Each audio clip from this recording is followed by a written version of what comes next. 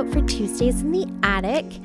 I am posting this on Wednesday because I did have another layout that was due on Tuesday. I had my Wild Whisper design team layout, and I have been for the last couple months combining the two of them, but I didn't do it this time. I haven't been doing a lot of scrapbooking, and so I wanted to make sure that I did two completely different layouts because it just gave me a little bit more time in my scrap area working and playing with my stuff. So this is going up a day late, but that's totally okay.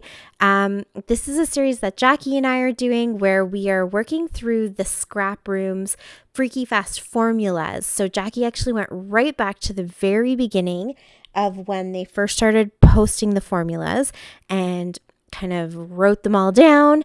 And now we're just working our way through them. And so essentially what it is a list of measurements that I showed you at the beginning of the video.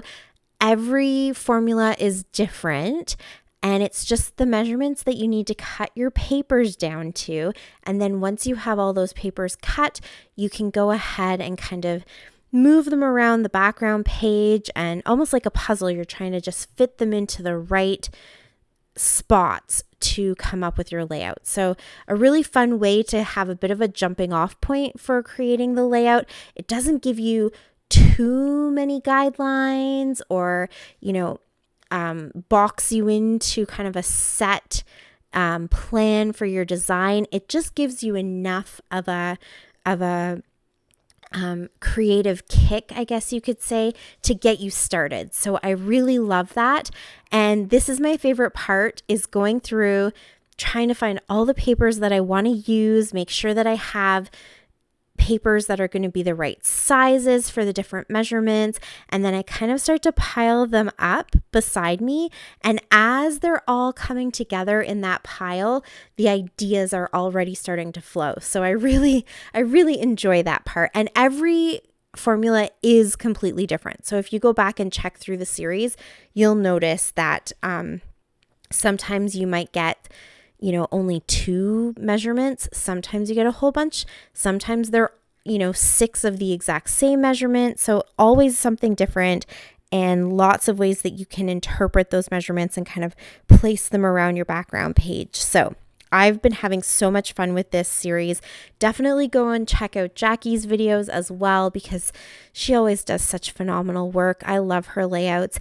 And we even have Mel joining us occasionally. So I'll leave her link down below too, so you can go and check her out too.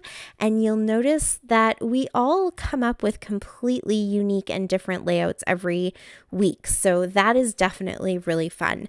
I'll also leave all the links to the Scraproom and everything like that too, so that if you wanted to go and check them out for yourself and get some of these formulas and kind of play along a little bit, you're definitely welcome to do that. So be sure to check out the description box below.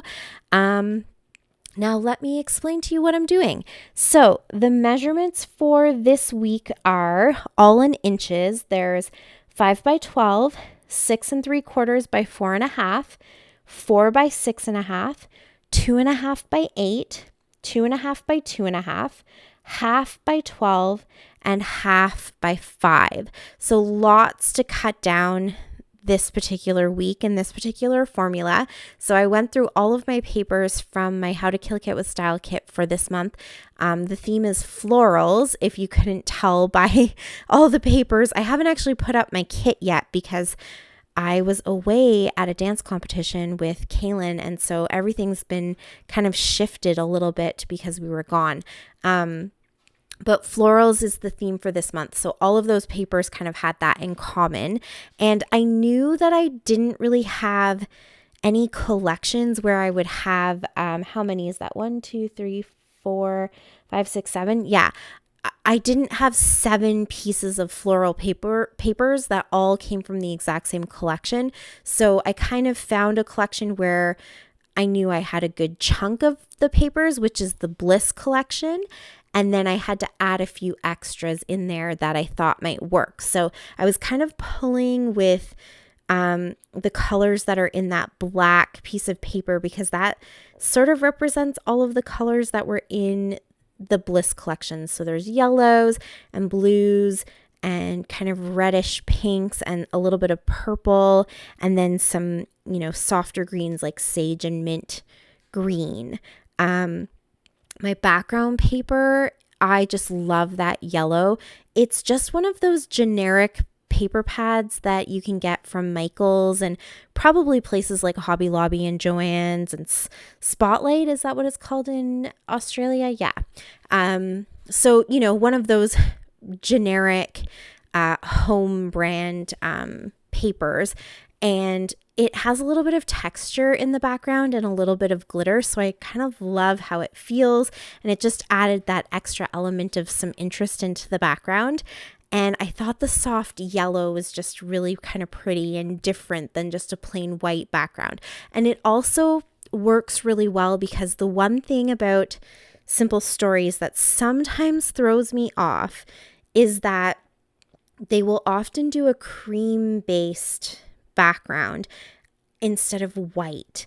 And so I struggle with that sometimes because I tend to be a white cardstock background person, but the yellow obviously worked really good for that. So those are all of the papers. I cut them down. Oh, I forgot to tell you, I pulled out 2 pieces that were 6x8 papers that are from Cocoa Vanilla, I think from the Daydreamer collection. I think Christy sent those to me in her Happy Mail package.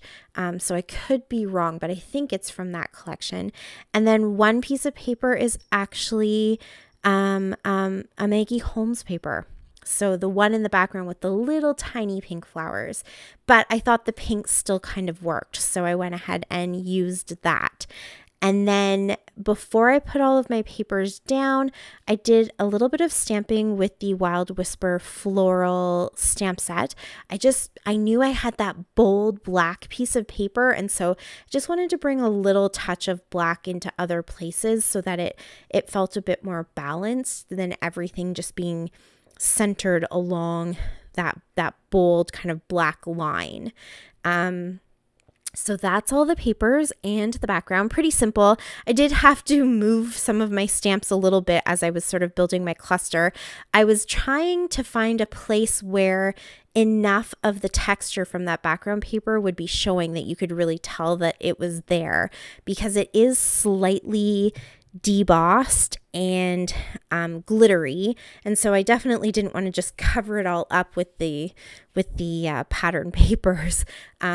So I had to move the stamps around a bit, and also I didn't want to stamp over the texture either, because it doesn't always work very well. So those are the stamps, also in my kit because of the theme of the kit.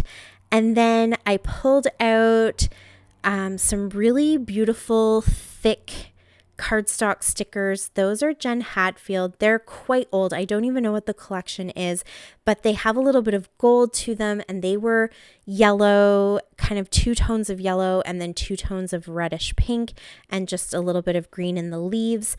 So I used all of those flowers that I had left on the sticker sheet, and then I've added a couple of these little roses from my Maggie Holmes sticker book and a couple of little words that were in there as well. So not a ton of embellishment because there is a lot going on with all of the different patterns, but enough that I'm really kind of exaggerating the floral aspect of this. And I just thought it was really fun, and I got to use up a whole bunch of stickers. So that is always a bonus.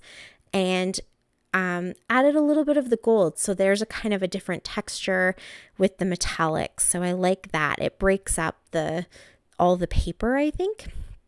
And then I'm also going to add this little flare just to do something different and have, again, another texture. And that is also from the floral collection from Wild Whisper. Their links will be down below too, so you can go ahead and check that out if you want. They still have the stamp set for sure, and probably the flare as well, I think. But definitely use my discount code DTGen so that you can get 10% off and save a little bit of money. And for the title, that's what I'm working on right now. I had that word loved that was in the sticker book, so I went ahead and pulled that out. And now I'm just using these sort of peachy coral.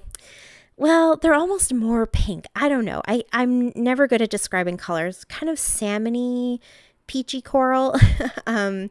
Those are from Freckled Fawn, and I just wanted to type or spell out the word so. So the title is So Loved, and then I added the gold XOXO underneath. So just a very simple title, and then I'm just going to finish it off with some sequins. These are Spiegel Mom scrap sequins, and they're just these cute tiny little flowers in pastel colors. And so I thought that they would just add a little kind of dainty touch. So I'm going to use little blue ones and little kind of peachy colored ones. The blue, I just thought there wasn't a lot of it that got kind of brought out from the papers, so I thought the blue would work. And then the peach obviously is a color that's in there, so I thought that that would work well. Oh, and I think I used the little white ones too. Those like flat, kind of opaque white ones. I think those are just really pretty and add a different shape. So that's kind of it for my finishing touches. This layout came together so quickly. Actually, I feel like they always do. I think I say that with pretty much every layout from Tuesdays in the Attic, because once you cut the papers down, you kind of just put them into place and then everything's done. So I always have a ton of fun when I'm creating these layouts. So yeah, that is it for me. I added my sketchy lines and a splatter of gold, and that is my layout for this week. So again, please go and check out all of the links I've left below. Thank you so much for watching. I really appreciate it. If you haven't already, I would love it if you click that subscribe button. Leave me comments, click the like button. I always appreciate it so much. And that is it for me. So until next time, happy scrapping. Bye. Bye. Thanks to me. She button. Tell my channel.